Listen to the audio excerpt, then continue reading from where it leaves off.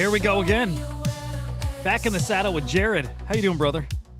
Dude, living the dream. I have a smile on my face every time that song comes on, bro. It's like it's such a good story. It's so easygoing. I adore it for all the right reasons. It's funny, dude, because the funny thing with that story or with that song, I made it like out of necessity. Like, gotta have an intro song. Like, gotta have it. Had like such good luck with the first song I did for my other show. Like, that song's fucking awesome.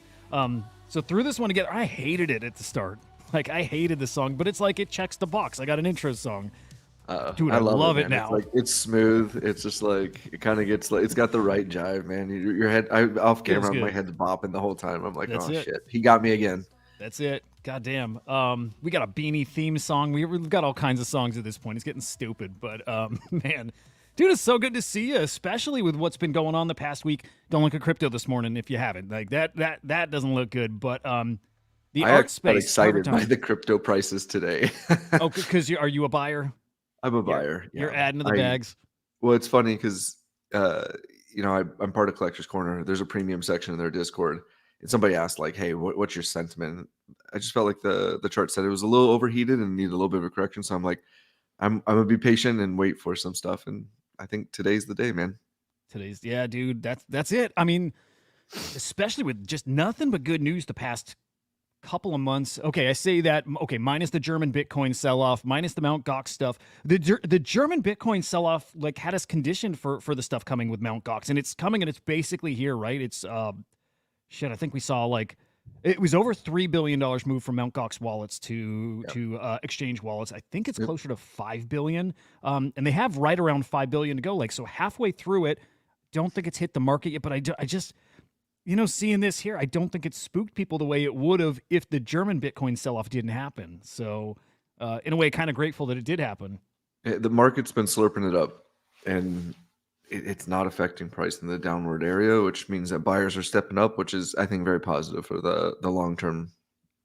Those ETFs are a godsend, man. They people are eating them up, and the ETFs are eating them up. It's which is wild. We've got new ETH ETFs suddenly trading as of this Tuesday. So new Yep. this week, and we're not seeing them really impact the market in a meaningful way yet. Tons of volume, 2 days in a row of over 1 billion in volume, which is crazy. But Which is insane. I think the thing that I've been looking at is like the grayscale to new the spot ETFs, just the transfer, like who's moving what, how it's looking. Like even like just looking at the Bitcoin ETF of I think it had like 5 or 6 days down after the release, and then it just rocketed up. ETH seems to be doing the same. I'm not, again, not financial advice, and I'm not saying it's going to rocket up in 4 more days, but I mean, I still have my targets for ETH. I have my reasonable and my moonshot type stuff, and 3,000's less than that, so I might as well. that's an awesome way to put it. Yeah, dude, way less. I saw. God, I can't wait to talk art. We're getting to that in a quick second. But I saw Vanek put out a research report, and it was about like a projection for the price of Bitcoin in 2050. So quite a bit off, but man, I get excited thinking about Bitcoin getting to 1 million, which I think is pretty damn Yeah. likely. I see that scenario. I just see the scenario that leads us there. Like it's a big number, but I see how this world could change and shift, and just man, I see how we get there. Their I do prediction or too, scenario is 3 million, 3 million by 2050. Like, but I think that like that's a really interesting perspective because I think that I mean the honestly the ETH that I was gonna buy today is from a retirement fund, self-directed fund, and it was one of those things like buy it, lock it up, and I think that when you put that 2050 target for a lot of people, that's retirement age, and especially being able to and through the ETF vehicles to be able to buy it, sit on it, and have like your forced hodl bag. I think there's a really interesting concept there if you believe in the underlying asset, which I believe. I'm gonna go out on a limb. I think we both believe in Ethereum and we both believe in Bitcoin. It's not like you're going out and like putting Pepe in your retirement. And right. again, I like Pepe, don't get me wrong, but there's a little bit higher of a risk tolerance for that That's versus right. Bitcoin and Ethereum. I'll say this, man. It's cool seeing, it's cool watching the world get red pilled on crypto, like in real time. Where last cycle I was the one getting red pilled on it and really understanding it, and now we're seeing it happen to the next generation in a way. It's cool to see, and that's part of what gets me thinking some of this is realistic because again, everybody watching here, we all have this belief in this these assets. And part of that belief is that everybody is going to be exposed to it and want it. And in the same way, I was telling my kids about this the other day. I'm like, just where everybody in the world knows what gold is and knows they should probably have some gold, and everybody wants gold, whether you have it or not. Everybody at least would want it. It's Bitcoin will be the recognizable. exact same. Yes. Yeah. Yeah. Well, the data point when you talk about the expansion of it, it's not just to me like younger generations who are coming on board, maybe starting to earn an income since the last cycle. I'm using I've really taken some time to reflect on this. Like the Bitcoin Nashville, like if you look at the speaker list amongst like Trump and say what you want to, but the adoption upwards from like our generation. I mean, I'm 40, so I'm like old as sin, in this space. But like you're starting to see older individuals start to like at least talk about it, through the ETF, through the like Trump saying something. Like again, I'm not being political, but it's about it happened to me in the sense that like somebody from my circle mentioned it. I discounted it. That was in 2013. I wish I would have actually bought back then. But Jeez. then it started coming back around again through these circles. And I was like, damn, I gotta check this out. To me, the Bitcoin Nashville and a lot of these other figures that are being more prominent and vocal, it's about the adoption, right?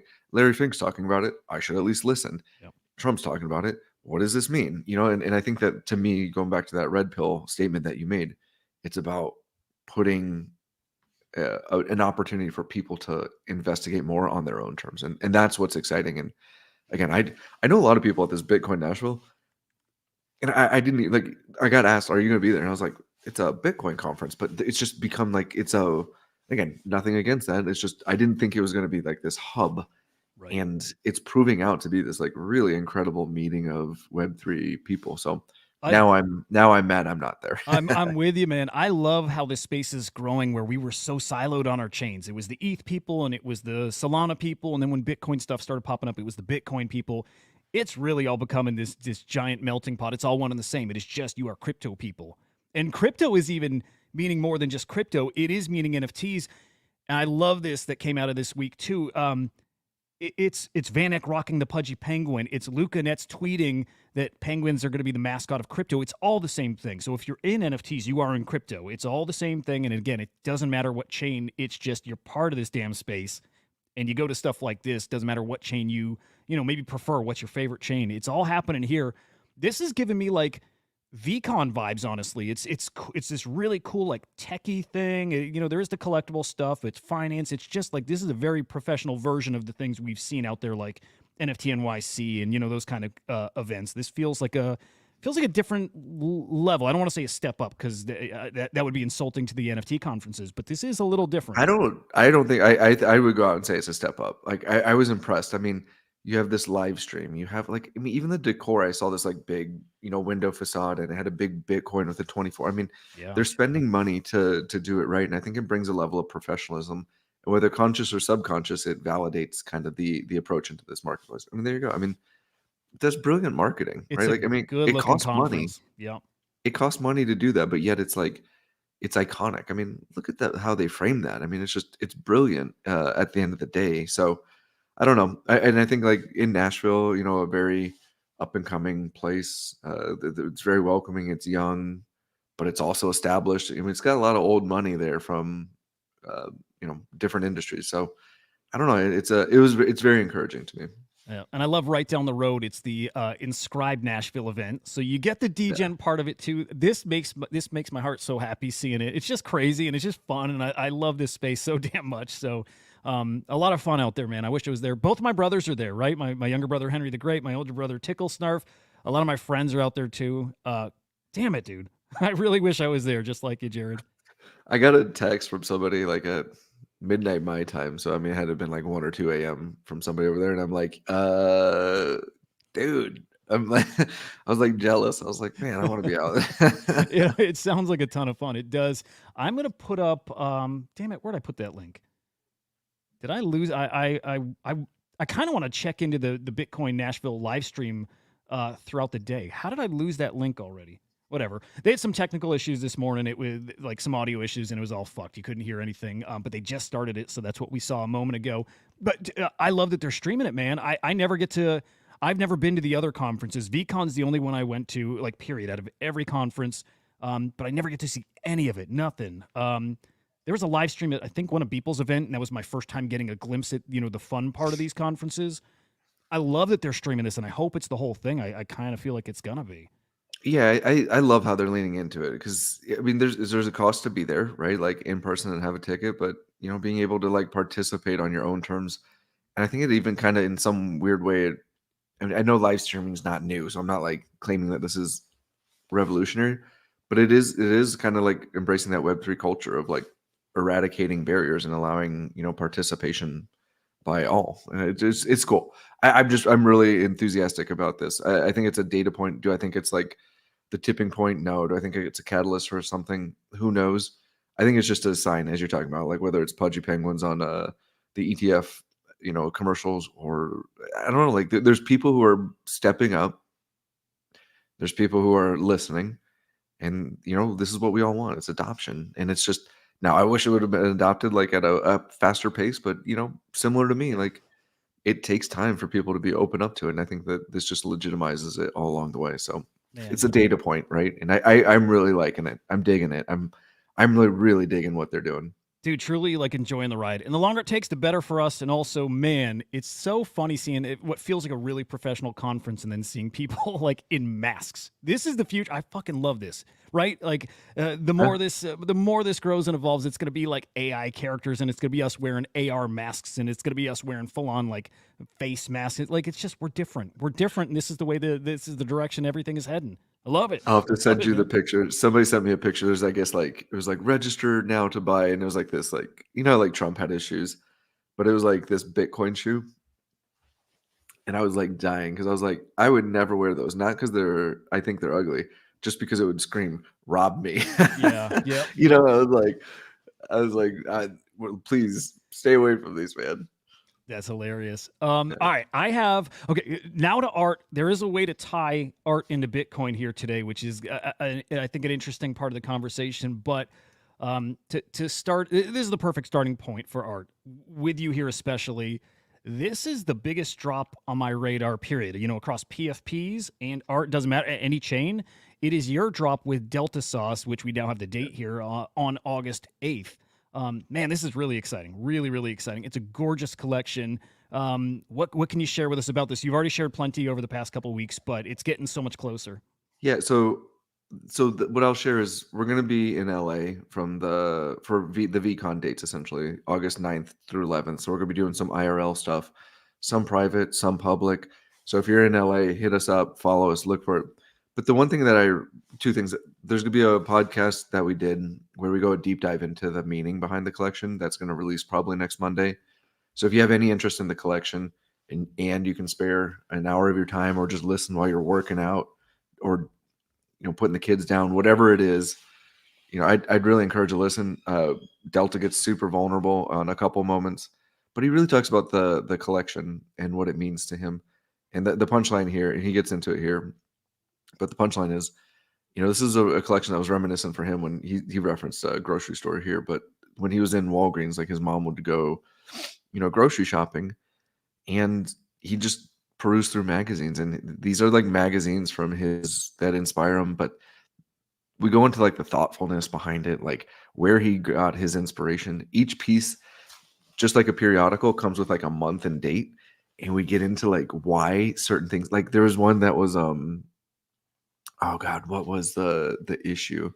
Oh, it was a house. It was for like it was a house, and it was the new ethos one that's like his tech driven one, and the date on it was the first day that a house was bought with Ethereum. Huh. So like he's going into like these really, really like corners of like his inspiration and really tying everything to it. So just I can nerd out about this collection because I know a lot about it. But the premise of it is it's very thoughtful. It's very cool. I love how there's 8 different kind of aesthetics that tie to 8 different public syndications, so to speak. And it's been fun to see what he's doing. And then he's done a little bit of alpha. He's going to have these ones that have like a gold title, and they're coming with a future um, utility that's to be defined by Delta over a certain amount of period. So again, there's only going to be 20 of them. It's going to have a limited number of collectability. It's really oriented towards true fans. If you're lucky enough to mint one, fantastic. If you're interested in being, participating in Delta and his ecosystem further, look on secondary. It's just, there's a really fun dynamic, and he's just been so thoughtful. And then, like, when it's all said and done, it's dope art, right? Like, I think each of these stands, it's incredible. I think each of them stands alone, but then they can stand in a series through the syndications, but then they also collectively look at it. So anyways, with the risk of nerding out, I will say I think it's like in the next week or so, he's gonna put all of the pieces on his website, and you're gonna be able to the peruse whole them. collections you can browse through. So you can browse through them and you can look at them and start to find the pieces that you really resonate with. Like this one to me is just dope. I mean, I don't know how he prompts. He's told me a little bit off the record, but like, and then he goes into his whole process about like there's a prompt, but then he hand details all of them. And like this one you can see is like aged. It has like a coffee stain right above the jet ski.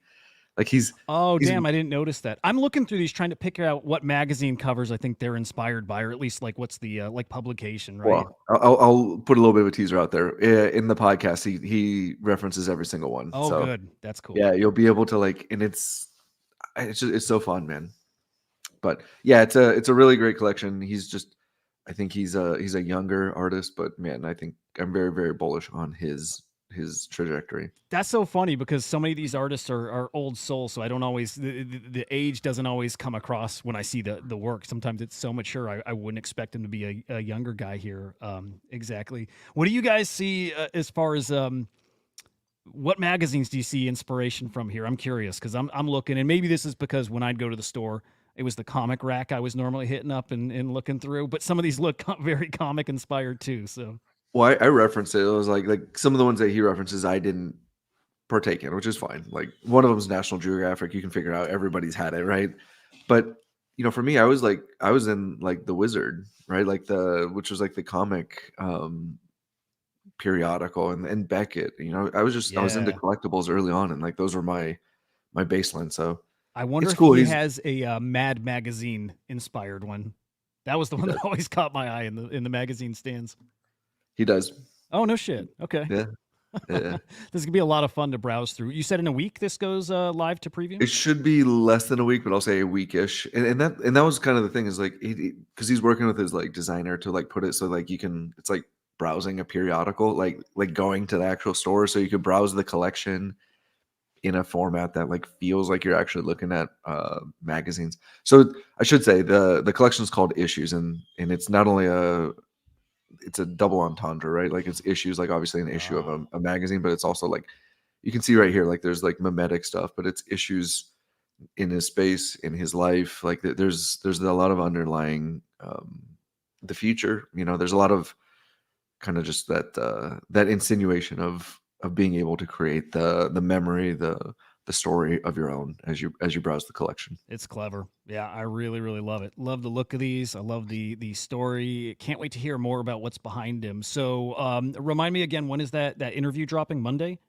It'll drop Monday, yeah. Okay, cool. And just follow you and follow Delta Sauce to find that? Yep. Yeah. I'll drop it into your DM and we'll post it. But it's a really cool interview. Okay, good. Oh, cannot wait. Yeah, guys, make sure you're following Jared POZ on X. And, of course, Delta Sauce, Delta_sauce. There's people here who are looking forward to minting this. So if you have any whitelists you wanna hook up the community with, we definitely got people asking about it. So we can chat afterwards. I'm definitely going to hook you the community up. Cannot you guys wait. Got some space.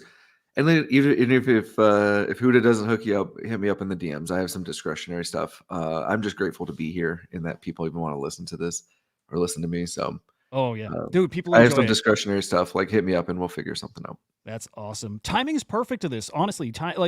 Man, if there were a mint, well, your last mint, actually during a decent time for the NFT market too, where NFTs did have a bit of life, right? Art still had not shifted back into the meta. It just didn't, right? People were kind of geeking out, getting ready for PFPs to run, and they didn't really run. It didn't actually end up happening. But it's a little different right now. It feels like there is more energy in art all of a sudden. It's the combination of right what Snowfro was doing over with Squiggles. We were chatting before. The final two Squiggles, well, I should say the second to last was minted, I believe, but the last Correct. one's still not minted. Correct. Okay. So we have that going on. I definitely want to touch on that. Um, but we had a lot of big art sales here in the past week. I mean, especially on Tezos, which shocked me, and I get really excited. That's like I love that ecosystem, so it was extra special to see that run, and especially damn near my favorite artist. It's hard to say a favorite because they're all so great, but Zankin, seeing a bunch of his work selling. I'll put that up on screen actually, but a ton of garden monoliths. I want to say in the end, 5 in one day sold, and I think the next day we might have sold. We might have seen another actually sell. One of them Zancan bought. He was worried that it was going to Yeah. get swept up, so he actually bought one of his Yeah, the favorites for green the one. I mean, he collection. collects around green. I think there's like something like 48,000, Tez of volume in like one day or something. I mean, it was It's crazy. 24-hour period. It was awesome to see that sort of action. I mean, Oh I told you man, off camera. I was literally that morning before like the sales started ticking off. I was looking at one of the white one. It was like 8,500 Tez. It's like white with the red flowers, and it's rare trait. Like it's awesome. But man, it just started running. I was that was it. It's just sometimes that bot just goes just crazy. So I noticed over the past couple of weeks they were trickling in, and even that I hadn't seen in a while. It would we would go usually not Dave. days between sales, but I'm talking weeks, and sometimes I think it felt like a month and no sales. Like maybe not that extreme, but it was very very dry out there on Tezos, even with a lot of building going on over there in that Tezos ecosystem. So things had definitely changed, and that paved the way for stuff like this. Actually, funny enough, scrolling back July, you could definitely feel it ramping up, and it's a lot of Zancan sales that were happening, ramping it up. Look at these, some garden That- monuments selling for, my goodness, they're double that price now. And I'm yeah. definitely looking over in that collection now. I So still think some of this is nicely priced. the one that you pulled up was like the kindergarten. It's that one is it's a collab with Yazid, who's one of my favorite low key artists. And that collection to me is still baffling how it's so low. I mean, full Yep. disclosure, I own a boatload of them because I love Yazid and I love Zancan, and I just think it's a brilliant collab, and the way that their two styles came together in a cohesive fashion is like incredible. And like that green one's a rarer one. So for 599 Tez or whatever it was, this, there's one in there that I'm stalking. So we'll oh, see. okay. Is it a green Yeah, one? it is a green one. Okay, we're stocking probably the same thing. Is it? Well, I'll be out and open with it. I want people to collect what they want, but like, there's this rare trait where like the flower petals are actually colored white, and so there's one Oh, that's listed. It's a little bit higher cost, but it's a very unique output for the is it collection. somewhere around like 1300, or is it more? I want to say it was like 1900, but yeah, Okay. it's higher up. There was I'm remembering two really nice green ones closest to the floor. They're in the bottom 10ish listings. Yeah, They're gorgeous. They're gorgeous. I didn't realize the white petals was rare. They all look so good, man. yeah, I sat here with my daughter looking through. I'm like, do you like this one? I'm like, what about this one? We actually have very different oh, taste in the interesting. collection. Like the ones that have the split to them, like the different levels. And there is a trait. There is a trait for that. Like maybe I'll Yeah, pull it up and see. But I didn't like those at first. I liked the ones that really flowed and felt natural, right? And she instantly was drawn to the ones that were very broken up, and again, 3 different levels of kind of the grass and foliage and whatnot.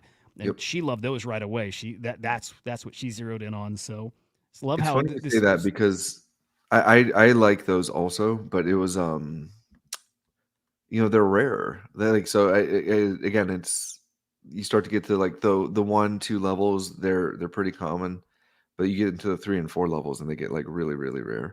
yeah, and again, there are really really nice ones. Um, oh my god, I shouldn't be looking. I know. The one I was looking at is number 83 at 1995 Tez. It's got the white flowers and then also the yellow Oh flowers in the yeah, background. yep. It's just a That's stunner. it's amazing. But I mean, there's some really incredible deals. So I think like the black paper is pretty rare at 1500 Tez. The pink paper is very rare. You can get one at 1600. So it's So these white petals here on the flowers. yeah, the white, the filling out, and then also the yellow in the background. Like the That's yellow so flowers funny, don't man. fill out. So my friend Derek, who runs the Zancan's Discord. For a while gave me shit because that's my favorite trait in any of Zancan's collections. It's like the yellow berries. And so any of his collections at this point, because he has traits that carry over across collections, which I love. I love that. I love that maybe his favorite traits keep carrying forward. And so you see, like, even a collection like this, you see what parts of this now live on in current collections. I love that. But it's always the berries that I try to go for, like cleaner little outputs and always berries. In fact, charcoal seeds where you could create your own, your own iteration. You could drag these parameters around. It's really, really cool looking because it's just the monuments. It's like those stone pillars in a really Yep. barren, like a couple branches, and there's just a few berries on it. The berries are all outlined, but it's the berries that are in focus on it. It's so cool. God, I'm bitter about charcoal seeds because it was like around NFT NYC last year, and I mistakenly didn't travel with my ledger, oh no. so I couldn't even mint any of them. And then by the time I got to them, like the actual seeds before you could go, like the FX Yep. params was like were so expensive. I was like boycotting this shit. Yep, dude, it hurts when you miss one like that you love. How cool is that one? That was my output I made, and I don't know. Oh, it is? It's yeah, I This is love that one. yours? Yeah, That's gorgeous, dude. isn't that cool? This is like a great composition. Spend a bit of time, like like again with all those parameters, you got to sit there and really, really play and dial in things you like, and sometimes it's by accident, and you find that accident, and you keep trying to dial it in further, and that's what this turned into was accidentally hitting randomize so many. Actually, I was going to say I'm really weird with this, but I bet like a lot of people who are into generative art, I will sit there and click not like a couple dozen times and not a couple hundred times, but I'll sit there and I will click thousands and thousands of times over days, like I'm like thousands, until I find something that's an accident, and then it becomes a rare thing, right? So that's what I do, and that's how I usually get some interesting looking stuff. But this one I love. It just didn't look like anything else out in that collection. But it's all about the berries, man. Dude, it's gorgeous. I mean, the composition's amazing. You almost hit like the monoliths in a third, the foliage in a third, and then the yellow just pops right. I mean, honestly, this is one of the favorite ones I've seen. That's cool. Yeah, love them. Man, tricky. Yeah, here's the rest of mine from that collection. I just get stuck on Zancan. I could just look at it all day, all damn day. Yeah, no, But I love the work. I think that it's funny. We were having a discussion about it in Collectors Corner Discord about Zancan and his work, and I personally think it's very unique. I love how he's leaned into it. Garden Monoliths. I love how there's only 256 in the collection. If you believe in Zancan as an artist, it's a Genesis work. Very limited amount. I mean, I don't know. And the other thing is like I think that I said 256, 255. My bad. But there's also like I think there's a variety of outputs that like if you dial into a particular aesthetic, like it would be hard to find the ones that you want. I spent a lot of time trying to find the GM that I wanted. And that's why I actually like that Zancan picked up the green one. He paid up for it, but you know, he paid up for it, and it's like, and I was thinking about that one too. But like the green with the black flowers is just stunning. so that's also something I enjoy when he's active in the space, which is he's always watching, right? And we even have a meme about Zancan always watching. But one of my favorite things is new mints happening and everybody's very excited, and you are all sitting at your computer waiting for the green one, the green output in the collection to get scooped up, and it's always Zancan. So he goes and he supports so many artists out there and collectors he supports by buying on secondary like he just did, but it's always the green outputs, which is also an alpha play. Like you can go buy something on secondary that's green and good looking, and there's a chance Zancan's going to go scoop that up one day. It's a lot of fun. The other thing is like we're flashing stuff up on screen that's thousands of dollars for a lot of people, and I know that's a lot of money, but I think that and I want to be real with it, right? Like I acknowledge that I run a fund too, in addition to that art platform. So I'm half the time I'm spending other people's money, and half the time I'm spending mine. But if you're a fan of Zancan, there's a really great ETH-based collection called Carbon Capture. Oh my goodness, And again, I don't know how well. I mean, there's like 30,000 pieces, so like the entry point's like 0.01 ETH, maybe less 0.001. It's like landscape carbon capture, but the alpha here is like there's really, if you sort by papers, there's different color papers, like so you can see like the pink and the black, and those are not carrying. You can still get something that's pretty rare, and you can get something that is an attractive price point. So I So forgot I had so many. Um, God, I love these. Again, it's the things that carry forward across collections and now across blockchains too. You know, I feel like the yellow glowy came from I think Versum. I think it was a collection he did on Versum that first had like the yellow to it, and again, it just kind of carries forward. Came to ETH.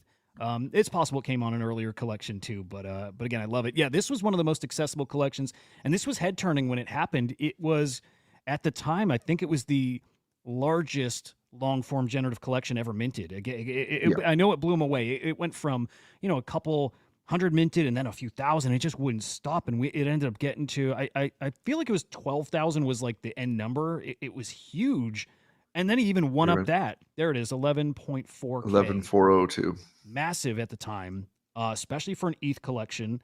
It was wild, and again he won up this over on the base blockchain late last year, I think it was, with a 90,000 edition collection. Yeah, Just yeah. I astonishing mean, stuff from him. and that's so. What? So two things is like there's only of those 11,000 in this landscape with carbon capture. There's only 467 black, and it's point with black paper, and it's 0.07 ETH. Again, it's accessible. Very distinct style he has with the pink paper. 338 of them in the collection, and they're 0.125 floor right now. So I say all that is because, like, again, if you're looking to have Zancan, if you're looking to have exposure, 300-400 bucks, especially with this lower Tez amount, like, I don't know, man. That I'm actually kind of getting inspired. I might go buy some more black He has a lot paper of and pink paper. collectors, and he's got he's Punk 6594. I can't remember. I get the numbers mixed up at this point, but the man who owns the goose is a big collector of Zancan. Has some of his 1/1s, right? I mean, Zancan's a guy I collect for a couple reasons. I love it. I love it more than most other. It's just I have this different connection with it. But if I'm going to spend serious money on it, I'll do that if there's other serious collectors in it, and he happens to have that.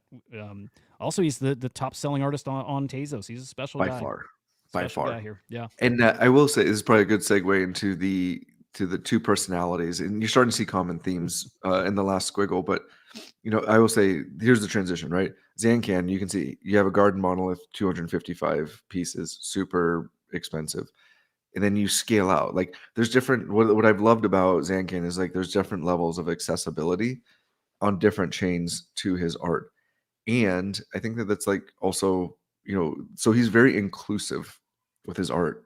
And the segue to the squiggle mint is that's snow in a nutshell, man. Like whether it's squiggles at 10,000 pieces, heart and craft at like 30-40,000 pieces, friendship bracelets, like I think that there's something really impressive about the way some of these artists have really leaned into the community building aspect. I mean, and what Snow did on this last mint or the last mint that ended up being like a little part of it for the second to last mint is like inclusion, right? Like I mean, even the fact that he reached out to Def Beef to do a lot of the code work to me behind the scenes. One proves that Def Beef is still more brilliant than I think all of us understand. But two, there's just something really unique about being able to put your signature on something, even in a digital or electronic form. And it's like really cool to see these what I would call like elite brains within the space coming together for like a greater good. It was cool to see. Was it like 3,700 people or something come and do like the digital signature on the final squiggle that will be forever memorialized in the blockchain? Like I'm two such things. an idiot, One, dude. I'm proud that many people showed up because, like you said, I'm an idiot. Blah blah. Blah. Like I signed, but I didn't sign with from my fund, right? Like so, I was like, Oh, oh man, I should have but like it. You just sit there and you're kind of like, I wish. So like the 3,700 is an amazing feat, but like how many were not there that wish they would have been? exactly. And the 3,700 to me signals that like, dude, we're still early, man. Can you imagine if like Picasso was like, hey, do an electronic signature of my last piece? Like, Oh bro, God. like people would flow in, right? Just to be a part of it from around the world. So it just reminds me that we have the privilege of being here to really be a part of history and like write our own. Uh, I mean, who's it? I interviewed Raul Paul, and he was like talking about how there's only 1 degree of separation between us and artists right now, meaning they're very accessible. And this to me is like living proof of that, right? Like Yeah, you mentioning how significant it is to be able to sign something. I don't know why I wasn't even picturing some historical works and what that would be like to have your name even associated with it. And truthfully, I do believe Chromie Squiggles are historic. So for that reason, I feel extra idiotic. It was one of those I procrastinate. I'm great at procrastinating, and so this was one of those things. It's like, okay, I'll do that later today. I got to go buy some ETH or go sell something and move something. You know, it was that whole process, and then I missed it. I did it like an idiot, missed it, and then seeing just kind of these little benefits he's attaching to it too. You know, whether people consider it small or more than that, I still think it's cool that as someone who signs that contract, as somebody who signs that Chromie Squiggle number 9998, you're a co-owner in a way. You can now use that IP for, I mean, I would assume anything. You are a part owner in it, which is Yeah, awesome. I was laughing. Like, there's a couple of people who are like, "Oh, I own 1.0003 like squiggles," and I thought that was like, is again going back to that community building, the sense of pride.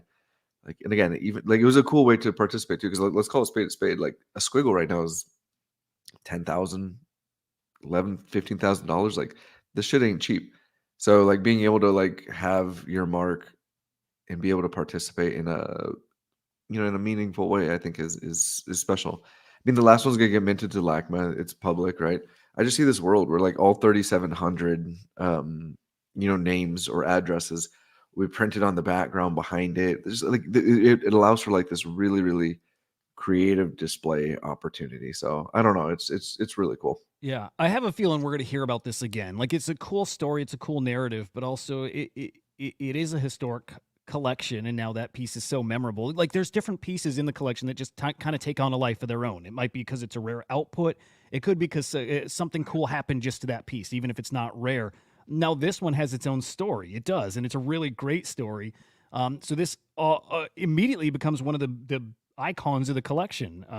Now those 3,100 people or so are forever tied to it. Again, I'm kicking myself. So, man, yeah, don't procrastinate. It's stupid every time, every single time. It's always stupid. Yeah, I wish like I would have just registered all my addresses the second that like I saw the announcement, but Yep. I mean, it it was is what essentially free, minus the fee to just transact. It was there's whatever. Now we know next time. It's just another lesson. Just don't miss these things because it's special.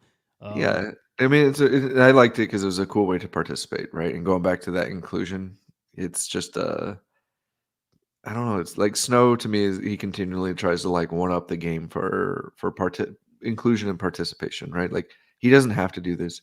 He could still sell those last 2 mints for tens, if not hundreds of thousands of dollars. But instead, he's leaning into the legacy of his brand and the Chromie Squiggle. So I love to see it, man. I have a deep admiration. I was inspired to build 8nap art because of like what Eric's been building, and I think his legacy is going to be forever cemented within the blockchain art realm. And we don't know exactly when the final one's minted, number 9999. Correct. We don't. Next It's few not weeks, public. though. It's not public. Okay. All right. Soon. Oh, I think this is one of those things you might know and you can't say one of those things, but that's cool. I can't wait to see, and of course we'll be chatting about it here when it does happen. Okay. So we talked about this a couple weeks ago, I think, right? Did we touch on known origin? We did not. Oh, But well, that's this is. I perfect. think they went. I wasn't around last week, but it was. I think it went down probably last week. That's right. Yep. No pun Okay. intended. Yeah, right. It kind of it sucks seeing that. It's just it happens. We'll see more legacy platforms, winding things down over the next years. It's the Yep. nature of things. As this space actually grows, part of growing is things shrinking and going away and changing and all that. And so yeah, known origin. I think this was a 2018 art platform. I believe they started all the way back then, and we're a staple of the art space here for years. But no And a lot longer. of like really influential and memorable X artwork Correct. reside in there. I mean, my favorite X piece, Last Selfie, was a known origins piece, right? Oh, I didn't know that. That is an iconic one, man. Wow. Yeah. So I mean, it's to me, this is I think that it's all about artists, but it's also supporting the people who support artists. And I think it's also like the takeaway I had here is about like sustainability of the space, but also sustainability of business practices. And then I hate to say this too, is ensuring that you have real on-chain art, right? So even if they go away, your art still exists, or you're not having to like go download some, file to be able to view it. And again, I don't think anybody collects it thinking about like, hey, this is going to go away, but I think that truly on-chain provenance is going to be meaningful. Exactly, man. You took that exactly where I was hoping this would go, which is it is that it is about how the artworks are preserved and who's responsible for that. And some would argue if that matters, it being on chain or not. And I'm one of those people who often is going to argue. I don't know if it does. Like I value the token itself, like the creation, the provenance being on chain, and the artwork itself. I'll right click and save it somewhere. And I don't care much if it's on chain. Although I certainly value it maybe a little more if it is. But ultimately, I don't know. It gets to a much deeper conversation. But I guess first of all, setting the stage here. So Known Origin coming out and saying that for the next 2 years they are going to pay to keep those images on IPFS. So that is a decentralized storage. It's not on chain, but decentralized storage. But this is something we're going to see rock this space at some point across the board. And just use OpenSea as your frame of reference for this. What happens if, and maybe when OpenSea ends up winding down operations, and maybe they choose not to pay IPFS fees, and those images all go away. Keep that in mind when you start thinking about what you're buying and what you value, because it is a scenario that could play out. Again, Known Origin going to pay those fees for a couple of years, but if you collected art there and you do value the artwork, which you probably do, probably something to start considering is how do you save your artwork. So what are your thoughts on this in general? I think it's sad to see Known Origins go. I'll lead with that. I think that for being, it's one of those things like, were they early? Were they here too early? But I think it's like a chapter in the book of like digital art. And I mean, it's just like if you see like a good buddy of mine just got 2 grifters hacked last night, Saw that. right? And it's like, I think it's a reminder of being able to connect with like not only the art but like some of the technical expertise around it. And to me, this is a lesson not only as a platform and building in the space, like what's important and how to memorialize the art. I mean, all my generative art is all on chain because my whole premise is I wanted people to collect art, and this was like a really big like discussion point early on. Is like it was a must have for the platform, and it was literally because I wanted to give you the confidence to collect the art. That if you even if you were like, hey, it's a new platform, I don't know if it'll be around.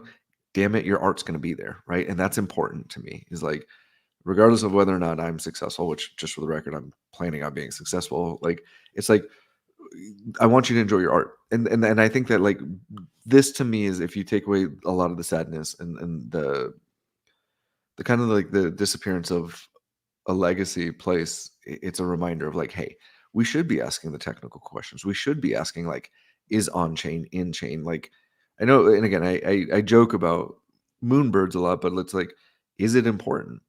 Like that they're now in chain. Like you had the option to do that. Like whether you believe it or not in the project or not, like the art will persist, right? And I think that others are doing that, and you're seeing people transition. And I think that this is just another data point to say, at the very least, ask the question, educate yourself, and ask the question of like, is this important to me? I got a stupid question for you.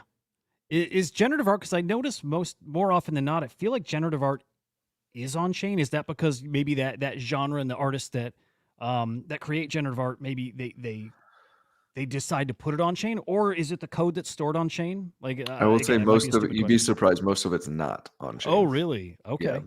But what it uses is, so it's really cool because like one of the reasons that I fell in love with generative art is the randomness. And then when you start to peel back the layers of the onion, the randomness is dictated by the minter. So like there's this, it's not talked about much, but there's a co-creation aspect of it. Like the transaction hash that you use to mint your piece is then utilized to create that. It goes into the outputs and creates your piece, a piece unique, right?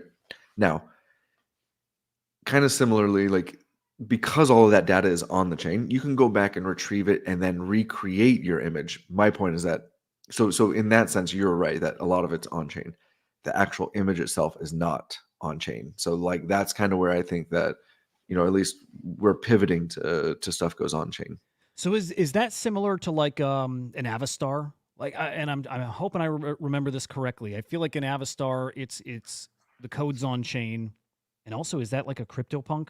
God, it's been it's funny. It's been so long since I've thought through some of those collections that it gets a little muddy. It's years ago at this point. But I feel like those are like SVGs, right? And I think that's code. I don't know. Maybe I this believe is so. And yeah. again, I don't know. I'm not an expert on every single project and where the code and the outputs lie, but and look, I think AI art's gonna get there. Like that being said, like I said, I talked about the importance of on-chain art. The AI at this point are still images that are loaded up and point to IPFS, right? So like there's still like but again, it's not unless you go L2, it's ridiculously costly to load all Yeah. those images onto the blockchain in its full resolution. I mean, Delta's collection, I think, is like just these 500 pieces are like uh, don't quote me. I mean, it's over a gig for sure, and I want to say it starts to border like 5 or 6 gigs. I mean, Wow. it's like because again, these like the real versions of these are like incredibly beautiful, man. Like they're like there's a lot of detail. You can get lost in it, but to load that onto the blockchain, whew. Yeah, yeah. I mean that's why most art is not on chain. It's so expensive. And it's actually this then ties us back to Bitcoin. It's why we probably haven't seen Bitcoin take off as far as the art really booming over there yet. That's probably at least a factor. I don't want to say it's the biggest reason why yet, but man, it is often very expensive to inscribe over there on Bitcoin. Is that becoming because of stuff like known origin? Do you think that's becoming more important? That's probably even a bad way to put it too, because I think it always has been important, but um, maybe I have a still even a long bigger term. priority. I have a long term thesis that like like on the main chains, you're going to see more like I think you're going to see a transition to more of it being on chain, and I think you're going to see more of it being like prominent collections for artists, like more one of ones, more like bigger collections. I love this piece. That's so cool. Frickin' Pepe in his like therapy chair, like smoking it. It's just so great. Um, and he does have like another little thing. He has this. It's a metadata trait that's like memes, right? So like you're gonna start to see a lot of. It's rare. It's the rarest trait or one of the rarest traits, but like there'll be like meme references like to Pepe and others. Like it's really cool how he leaned into the culture. But going back to it, I think I think this is where like I mean we're not talking about but like Shape, right? Like Deca just announced Shape, which is like intended to be an art focused L2 where like artists like that has like I think it's like an 80% return on the transaction fees. Now That's it's an right. L2, so it's not like it's gonna be like 80 cents or something, but like there's some like really progressive stuff, and I think that you'll start to see like art building there. And my core philosophy is that the bridging stuff sucks right now. I mean, let's call a spade. Like I don't know how many like fractions of like Arbitrum ETH and base ETH, like that I have just like lingering out there. Like when the bridging can become seamless and one ETH is truly one ETH, like that's when I think like these L2s and the art start to take off. But I think you'll start to see like kind of like the messing around, the bigger collections reside on L2s, and then people's predominant, maybe the more like focused collections start to take shape, no pun intended, Yeah, on the main layers. that's funny. I didn't realize, or it's just another one of the many things I forgot. But there's wallets out there that almost I think it doesn't matter what chain your ETH is on. For example, I think Rainbow Wallet. So I'm trying to remember. Maybe there's a meme coin, and I was telling my buddies, I'm like, I missed it because I didn't want. Oh, it was a meme coin. It was absolutely. It was Mr. Miggles, and I was telling my buddies I missed it because I just didn't want to do the whole bridging thing. And again, the same reason I didn't do the signature on the squiggle. And but anyway, they told me Rainbow Wallet doesn't matter. You can just go ahead and do it. And I don't know, behind the scenes, it takes care of it for you somehow, some way. I don't. It's magic. It's Dude, fucking magic. I have a buddy who like I helped buy some crypto a long time ago. He came on hard times, and he's like, "Hey, I can't get my tether out." And I was like, "What are you talking about?" He and again, he was on Uniswap, swapped it to like Arbitrum tether or something, and, Oh and no. like and it was like then he ended up spending like all these fees because it was the lowest fee at the time. Then he is spending all these fees to get it back into like Ethereum tether to Yeah, get his, and he's just like, this is a pain in the ass. And I'm it's like, well, brutal. dude, I'm sitting there going like, you're right, it is, but like, so when this stuff becomes seamless and you're not spending, $20 to convert from like an Arbitrum tether to like, I mean, it's tether to tether. It's kind of silly in my opinion. So Yep. I'm trying to find because I posed that question to I think it was somebody from the Deca team, and I didn't at first realize it was maybe like part of their platform or their ecosystem that the shape blockchain. But it was about that. It's like, okay, I like the idea of sharing fees with the with the artist, with the creators. But I'm like, I on do too. L2, it's pennies, right? Like, is that a huge selling What point? And they framed it in a way where it sounded like a bigger deal than I was making it at and first. I think that that's kind of where it goes is like, I think you'll start to see, it's a volume play. I haven't, full disclosure, I haven't looked into it much. I know a lot of the Deca team, and I'm like, I love what Deca is doing in general, but yeah, I think that like, as it starts to scale, and you can drive it back to it. I think, I mean, they've essentially created a financial incentive for their L2, Yeah. and that stands out to me as different. The idea is absolutely, it's really exciting, and it's a more shared ecosystem. I think in the future is going to be a winning ecosystem. And I picture, I'm hopeful that abstract will be that too, but certainly an art focused ecosystem. I think that's excellent. God, I'm never going to find this reply now. It's been days. I chat too much. It's gone. But Well, I think that there's, the cool thing about it to me is that like people are building around art, right? Like we're having an art chat today. Like, you know, I, article is like the data bullshit. aggregator I use, and like they're art focused, like shapes coming out to be art focused. Like even if you think like, Proof or Moonbirds wants to be the art PFP, like there's these identities circling around art, and I think that again that's very encouraging to me. And again, I have this core philosophy that we're on the precipice of like a modern day renaissance, like an Mhm. art renaissance, because I think my core thesis here is like, just like Instagram took the photographer and gave it like access to everybody. Now everybody, maybe it's just their vacations or like a bunch of photoshopped stuff, but the reality is like a lot of people are on Instagram, or even artists, like blockchain artists, are getting opportunities that they hadn't had previously because like a gallery was gated, or the person reviewing it didn't like their art, and now like, just like Instagram, where like you were able to put your content out there and people either, the community votes, right? Like they either like the content or they don't. I think you're gonna see a lot of it here with the art, right? And you're seeing people emerge from nothing, and you're also seeing people like Beeple who've been grinding and grinding and grinding and being amazing contributors to the Yep. ecosystem for the better part of a decade, and now getting their moment in the spotlight. So I don't know. I'm just super optimistic. Now, is everybody gonna be a Beeple or X copy? No. But there are gonna be people, who, make an extra side 10, 15, 20,000, just Oh like, yeah. the influencers on Instagram or wherever.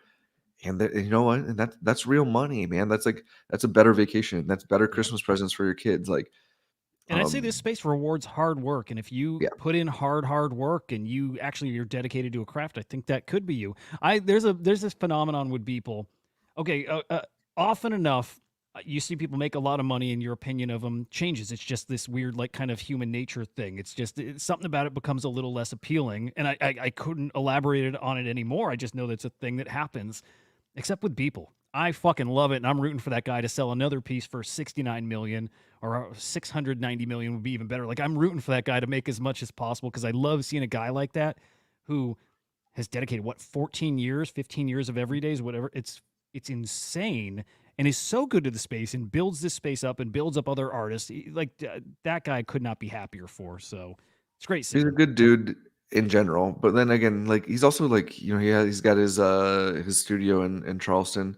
He throws these like parties, like, and again, he does a lot of, like, most people don't realize this. He does like private events too, where he brings together really amazing minds. And I'll speak to this one because I think Raoul Paul has been public about it. But like Raoul Paul went to one, and there was like, directors of museums, and then there was like hedge funds, and then there was like elite collectors. Like, think about like that when you have like the ability to pull in like all of these different minds and really facilitate that hive mind mentality for the propagation of not only your art but the ecosystem. I mean, he's the thing I like. I like a lot of his stuff, but I respect about him is he's doing all this and not looking for the attaboy, right? Like he's not looking for the admiration. At this point, he's got the money. I think he's doing it for legacy, right? Like he wants people to know that like he's been a steward of the ecosystem, that his art is going to prevail. Like, you know, people are going to look at it and say like, I have a Beeple, just like you would look and Right. say like, I have a Picasso or something. I mean, He is he's that, isn't he? clearly He he's is. clearly hit exit velocity to be, you know, one of the biggest and most collected. I mean, think, In history, right? He is that. yeah. He is that kind of artist now. I mean, Human One sold for 29 million. I mean, you say 69 million for the everyday, but I mean, he's selling these other pieces of art for like, you know, 8 digits. I mean, this is legit money going into his pieces, and what's cool is like uh, people are utilizing it and really leaning into it. I mean, because I full disclosure, there's two Beeples that I want to have in my wallet at the end of the day, and it's the politics is bullshit, Oh my god, yeah. which is like an addition of like 200, and That's then another one. Saw it and did the idiot thing and didn't grab it when it was a few ETH on OpenSea. yeah, Damn it. and it so that, and then what's the one with like the bull? I think it's like bull market or something. It's the bull with the Bitcoin, like the Bitcoin, the gold coin tied to his back. But that one I think is like it's even 100 editions. But I looked it up the other day. I was like, maybe I'll just throw like a random low ball WETH at it and see, you know, hope somebody takes it. The minimum WETH bid on it right now is 20. Wow. Wow. I was just gonna ask what's the cheapest somebody can get in Beeple now, and that's probably Well, it. that's not the cheapest. I mean, there's some everydays. Like I think like he did do one for like the proof community or the Moonbird community. That one's like dirt cheap. And then he did a Gary V one. I think what like the gift goats got it or something. There's a Gary V one that's more accessible. I'll leave it at that. Wild. God, he's so awesome. Geesh, well, that's probably a perfect ending point. You kind of ended on the goat. You kick it off with the great, you know, emerging class with Delta Sauce. Man, fantastic. Exciting time in art. It just is. And thrilled to have you on here yet again, man, to chat about this and help guide us through this crazy ass space. So thank you yet again, Jared, for coming on and hanging with us. I will say, you know, you and I will talk offline. However you want to like give out some allow lists for the Delta sauce issues. We can figure that out. But if you made it this far in the show, honestly, hit me up in the DM. I have some discretionary spaces. I'll make sure to let me just know what resonated with you, so you're not just like asking for something. But you know, we have some interesting dynamics that aren't public yet either. So as we get closer, it's gonna be fun. And then probably next week I'll be able to like announce some of the partnerships that we're doing with LA. And so again, if you're in LA, come roll up. We're gonna have That's a VCon, by the way. we're gonna split time between VCon and what the partner that I'm not necessarily public yet about, but it's a really really dope Web3 organization. And you know, if you are in LA, we're gonna be giving away physicals. Actually, I'll tell you this. Why not? Why not? Yeah. We're trying to wrap up, but damn it, one I more want to minute. hear it. So because it's official now, what this is issues. What we want to do is give away a physical. So 100 of Delta's top outputs are being put into a physical magazine, and we're gonna have an ice cream truck that's going around LA, where you can meet up with us, get some free ice cream because it's gonna be hot as hell in August, and Hollywood. I look forward to it, buddy. And then so and then we're gonna have you know those old school like when you walk the streets like the magazine stands that you have to like physically open. Yeah. So if you're a holder of Delta's work, or you know we'll make some exceptions, you'll be able to open up the physical magazine stand and then pull out a physical, and Delta will be there to personally sign it and like give personal inscriptions. So cool. So there's gonna be a limited number of those, and inside each one of them, or not each one, there's gonna be 5 randomly placed golden tickets because my 8-nap art mint pass is a golden ticket. So we want to keep on that theme and branding, and it's gonna be oh shit, I think I have a handyman at the front door. But anyways, there will be 5 random prizes given away. I think I might give away a views, or I'm trying to think of like maybe an isometro, something that we're able to, you know, just have that lucky. Like not only do you get the physical, but you're going to get the golden ticket that gives you, you know, some of his art. So That's we're so damn really cool. looking forward to it. So fun. Whole experience around it. Love it. Love the Yeah. thought you guys are putting into it. All right, we'll end it there. Great freaking show, man. Again, thank you so much, guys. Thanks for tuning in. I'll see you on the afternoon show at 4:30 p.m. Eastern time, right here on SlamX. Guys, we'll see you. Thank you as always. Always a pleasure. Love y'all. Likewise. See you, man.